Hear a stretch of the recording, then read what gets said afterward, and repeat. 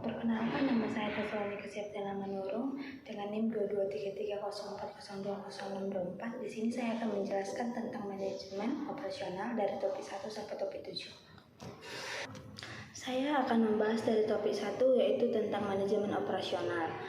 Manajemen operasional itu adalah sebuah usaha pengelolaan secara maksimal dalam penggunaan berbagai faktor produksi, mulai dari sumber daya manusia atau SDM, mesin, peralatan atau tools, bahan mentah atau raw materials, dan faktor produksi lainnya dalam proses mengubahnya menjadi beragam produk, barang, dan jasa. Ada juga beberapa aspek yang saling berhubungan erat dalam ruang lingkup manajemen operasional. Yang pertama itu ada aspek perancangan sistem operasional dan aspek perencanaan dan pengawasan operasi. Di sini juga terdapat beberapa fungsi manajemen operasional, yaitu sebagai satu, fungsi proses, kedua, fungsi pengorganisasian teknik dan metode kerja, yang ketiga, fungsi perencanaan bahan, dan yang keempat, pengawasan atau pengendalian. Dan topik kedua itu tentang supply chain. Supply chain management itu adalah suatu perusahaan dari logistik manajemen di perusahaan. Dalam manajemen logistik diketahui bahwa yang dibahas adalah perusahaan, pemasok, dan pelanggan. Ada juga beberapa fasilitas yang dibutuhkan dalam SCM itu. Yang pertama adalah pabrik berat, yang kedua industri ringan, dan yang ketiga gudang atau yang keempat retail. Ada juga fungsi-fungsi yang dilakukan dalam SCM itu. Yang pertama, perkiraan permintaan, yang kedua, menyeleksi pemasok, yang ketiga, memesan bahan baku, yang keempat, pengendalian persediaan, yang kelima, penjadwalan produksi, yang keenam, pengapalan dan pengiriman, yang ketujuh adalah manajemen informasi. Yang topik ketiga mengenai e-business. E-business itu dapat diartikan sebagai kegiatan bisnis yang dilakukan secara otomatis dan semi-otomatis dengan menggunakan sistem informasi komputer. Istilah ini pertama kali diperkenalkan oleh Lou Genster, seorang CEO perusahaan IBM ini. Sekarang merupakan bentuk kegiatan bisnis yang dilakukan dengan menggunakan teknologi internet. E-commerce didefinisikan sebagai penggunaan internet dan web untuk transaksi bisnis e-commerce, berbeda dari e-business. E-business mengacu pada transaksi dan proses dalam suatu organisasi. Dan topik keempat mengenai strategi operasi dan pengambilan keputusan. Strategi operasi merupakan salah satu cara yang dapat dikembangkan oleh perusahaan dengan memanfaatkan operasi pabrik dan jasa untuk berkompetisi di pasar global. Operasi seharusnya tidak hanya dianggap sebagai wadah kekuatan bersaing dalam bisnis dan sebagai wadah untuk mencapai keunggulan yang dapat berkesinambungan.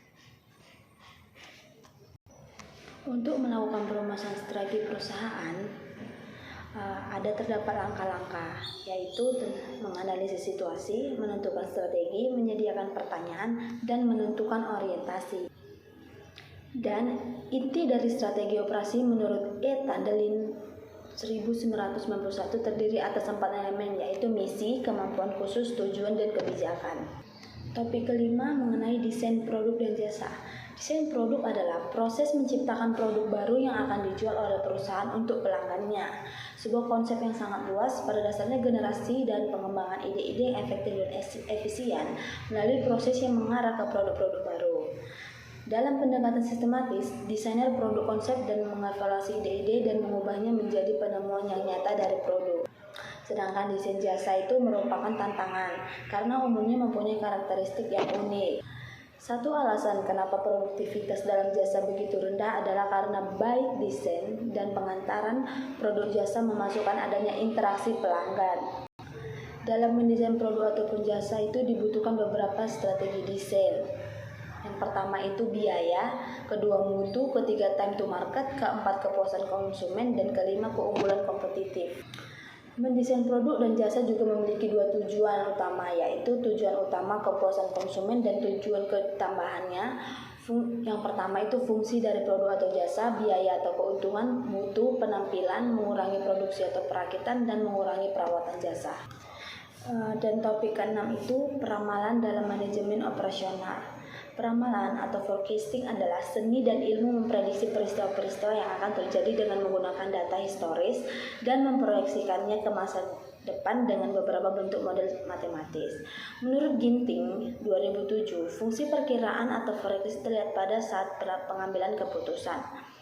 Keputusan yang baik adalah keputusan yang didasarkan atas pertimbangan apa yang akan terjadi pada waktu keputusan itu dilaksanakan.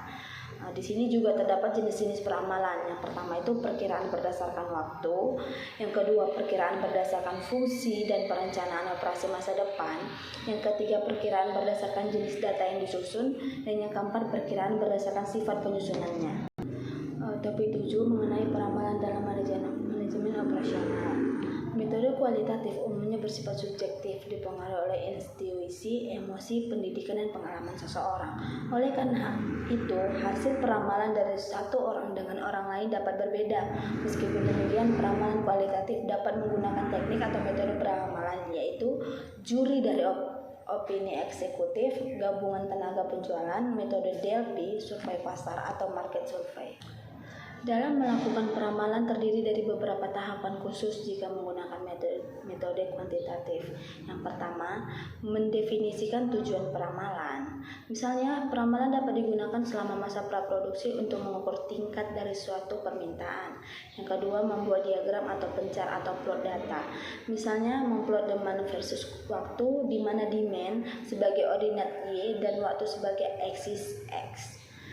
Yang ketiga, memilih model peramalan yang tepat. Maksudnya itu melihat dari kecenderungan data pada diagram pencar, maka dapat dipilih beberapa model peramalan yang diperkirakan dapat mewakili pola tersebut. Sekian dari pemaparan saya. Terima kasih.